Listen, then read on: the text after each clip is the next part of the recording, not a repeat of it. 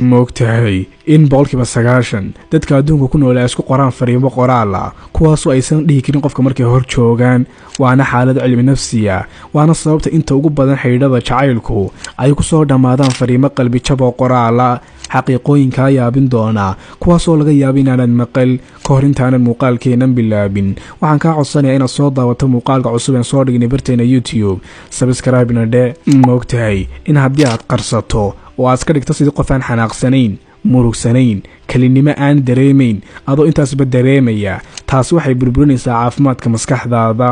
moogtahay in naftaada oo aad dadka kala barbar dhigtaa ay kugu sababaysa naftaada inaad eedayso taasina waxay kugu sababi doontaa ugu dambayn farxad la'aan warwar iyo walbahaar moogtahay in haddii qofku markuu kula hadlayo uu libaqsado indhihiisa in badan taasi ay calaamad u tahay inuu qofkani been kuu sheegayo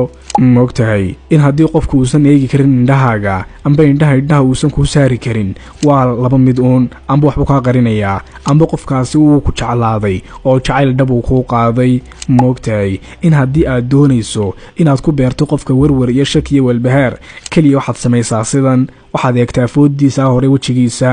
moogtahay in qof kastoo noloshaad la kulanto aad ka baranaysa cashar gaara kalsooni walbood bixisana amba dhaawac bay kuu sababtaa amba badhaadhay kuu keentaa moogtahay in ragga khiyaamo xaasaskooda nolosha la wadaageen ay IQ iyo maskax yar yihiin midaasna waxaa sheegtay cilmi baadhis la sameeyey haddaba daawade bal ka shaqee oo xali su-aashan waa maxay shayga socda bilaa lugaha wuxuuna ooyaa bilaa indho haddaba haddii aad jawaabta taqaano qaybta hoose commentiga iigu sheeg waxaa tahay qof maskax badane hayloobin inaad follow noo saarto YouTube-ka profile-ka saaranna aad subscribe dhahdo